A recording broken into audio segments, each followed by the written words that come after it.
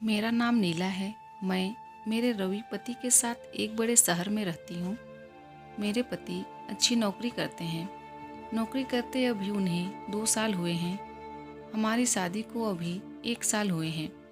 शादी के बाद मैं उनके साथ यहीं रहने आ गई। उन्होंने एक अच्छी सोसाइटी में एक किराए का मकान लिया है। पास में कई बड़े बड़े घर हैं। यहाँ रहना एक अलग सी बात लग रही है, क्योंकि शादी को अब 1 साल हो गए थे। तो मैंने भी सोचा कि मैं भी जॉब वापस करती हूँ। हालांकि रवि इसके लिए मना करते थे, कहते थे कि वो अच्छा कमाते हैं, क्या ज़रूरत है, लेकिन फिर भी मैंने जॉब ज्वाइन कर लिया। जॉब के साथ घर का काम करने में थोड़ी परेशानी हो रही थी, इसलिए मैंने सोचा कि घर में काम करने के लिए एक नौकरानी रख लेती हूँ। लेकिन बड़े शहरों में अच्छा काम करने वाली का मिलना ज़्यादा मुश्किल होता है। इतनी जल्दी किसी पर विश्वास किया भी नहीं जा सकता। हमारे सोसाइटी में कई घरों में काम करने वाली आती थी।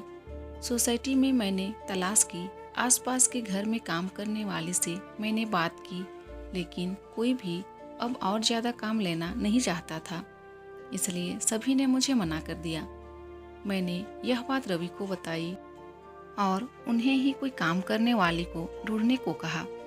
रवि ने कहा कि वो कुछ करते हैं। कुछ दिन के बाद उन्होंने घर पर एक काम करने वाले को रख लिया। रवि उन्हें पहले से जानते थे। शादी के पहले रवि वहाँ से अपने लिए खाना मंगवाते थे। उनका नाम राखी था। वो 48 साल की होगी। मुझे तो जैसे कि सुकून मिल गया हो। अब मैं अपनी जॉब आराम से कर सकती थी। सुबह और शाम को खाना बनाने का कोई झंझट नहीं था। घर में कोई काम करने वाला जो आ गया था, वो बड़ा अच्छा खाना बनाती थी। रवि तो पहले भी उनका खाना खाते थे, तो उन्हें तो पता था, इसलिए वो उन्हें लेकर आए थे। मेरे पति सुबह जल्दी जॉब पर जाते थे। मैं उनके बाद जाती थी और उनके पहले ही आ जाती थी। मेरे आने तक राखी काम करने आ जाती थी, इसलिए घर की चाबी उसके पास भी रहती थी। शाम को आते समय मैं कुछ समय सोसाइटी के महिलाओं से बात किया करती थी। लगभग सभी को अब मैं जानती थी। शाम को सोसाइटी की सारी महिलाएं भी घूमने बाहर निकला करती थी। ऐसे ही एक दिन जब मैं उन सब से बात कर रही थी, तब एक खबर मुझे पता चला। हमारे 5 घर छोड़कर ही एक परिवार रहता था। बड़ा रईस था। उनका वो खुद का घर था। उस घर में काम करने वाली एक लड़की करीब 19 साल की सुबह से घर पर नहीं थी। वो लड़की उनके घर का काम करने के साथ वहाँ रहती थी। वो आंटी बता रही थी कि वो सुबह जब जल्दी उठी तब वो लड़की घर पर थी ही नहीं। फ़ोन किया तो उसका फ़ोन भी स्विच ऑफ था। सोसाइटी में किसी ने उसे जाते नहीं देखा। वो आंटी कहने लगी कि घर देखना होगा, क्या पता कुछ लेकर गई तो नहीं। लड़की तो अच्छी थी, लेकिन आजकल कब कोई बदल जाए इसका पता कहाँ चलता है। उस लड़की को मैं भी मिली थी। अच्छी लड़की है, बात तो अच्छे से करती थी। इतना ज़्यादा मैं उसे जानती नहीं हूँ। शाम की सारी बातें और घूमने के बाद मैं घर आई। रवि मेरे आने के कुछ घंटों बाद आते थे, लेकिन आज मैंने उनकी गाड़ी घर के बाहर देखी। वो इतना जल्दी आज कैसे आ गए, यही सोचते हुए मैं दरवाजे की ओर जा रही थी। दरवाज़ा मैंने अपनी चाबी से खोला, लेकिन वो नहीं खुला, क्योंकि उसे अंदर से बंद किया था। मैंने डोरबेल बजाई, लेकिन कुछ देर खड़ी रहने के बाद भी दरवाज़ा नहीं खुला। थोड़ी देर बाद वो आए और उन्होंने दरवाज़ा खोला। रवि ने कहा कि तुम आ गई। उनके चेहरे पर एक अजीब सा डर था। मैंने पूछा, क्या हुआ? इतने डरे क्यों लग रहे हो? वो बोले, कुछ नहीं, मैं नहा रहा था। दरवाज़ा मैंने अंदर से बंद किया। आवाज़ सुनाई नहीं दी। उनकी बात सुनकर मैं अपने बेडरूम में चली गई। सुबह से घर से बाहर थी तो मुझे बड़ी थकान हो रही थी। बेडरूम का दरवाज़ा बंद करना मैं भूल गई। वो हवा से इधर उधर हो रहा था। जब दरवाज़ा खुला होता है तो मेरे बेडरूम के मिरर से हमारे हॉल का बाथरूम दिखाई देता है। मैं मिरर के आगे खड़ी होकर अपना मेकअप निकाल रही थी कि मुझे वो लड़की मिरर में दिखी, वो भी हमारे हॉल के बाथरूम में। रवि भी उस बाथरूम में घुसा जिसमें वो लड़की पहले से ही थी। यह सब मैंने क्या देखा, मुझे यकीन ही नहीं हुआ। इतना दिखने के बाद मेरे बेडरूम का दरवाज़ा बंद हो गया हवा से। मुझे अब बाहर का कुछ दिखाई नहीं दे रहा था। मैं अपना सर पकड़कर अपने बिस्तर पर बैठ गई। मैं सोच रही थी कि बाहर जाकर देखूं और जो भी मैंने देखा वो सब गलत हो। मैं धीरे धीरे अपना बेडरूम का दरवाज़ा खोलने के लिए गई। मैंने दरवाज़ा खोला तो बाथरूम का दरवाज़ा तो खुला था। रवि और वो लड़की दोनों ही वहाँ नहीं थे। मेरी स्थिति उस समय क्या थी मैं बता भी नहीं सकती। मैं यह सोच रही थी कि रवि उस लड़की को कैसे जानता है। वो लड़की जब मैं यहाँ नहीं थी तब रवि के साथ क्या कर रही थी और अब रवि उसे लेकर कहाँ गया है।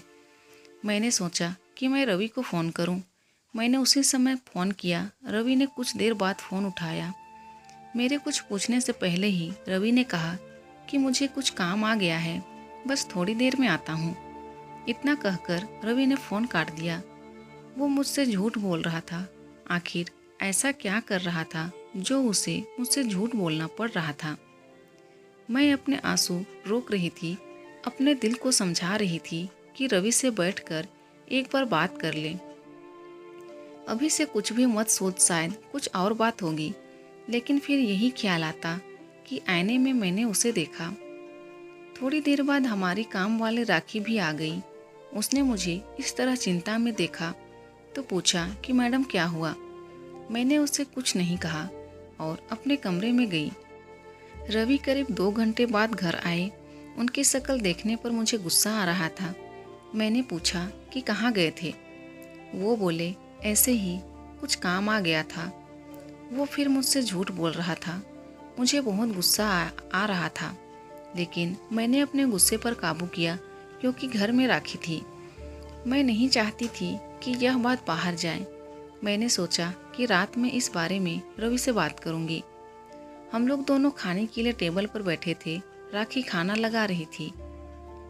खाना लगाने के बाद राखी बोली कि साहब बहुत अच्छा काम किया जो आज आपने।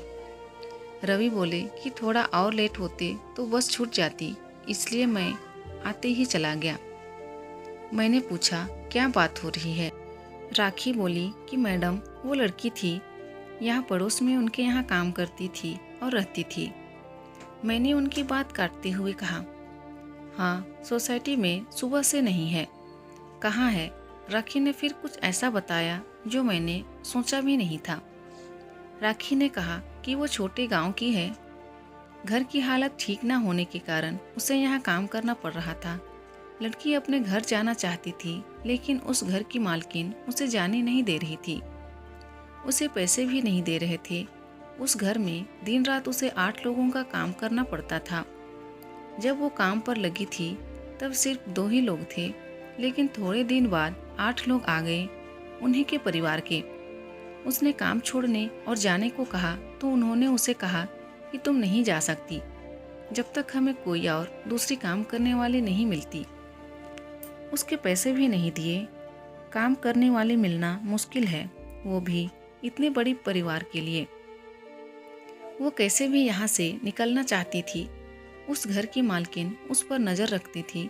उसकी हालत के बारे में मुझे पता चला। वो उस दिन सुबह आपके जाने के बाद यहाँ आ गई। आप लोग गए तब भी वो यही थी, बहुत रो रही थी। मैंने साहब को सारी बात बताई।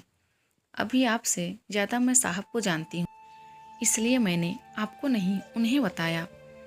उसकी मदद करने को कहा, इसलिए साहब उसे उसके घर की बस में बैठाकर अभी आए।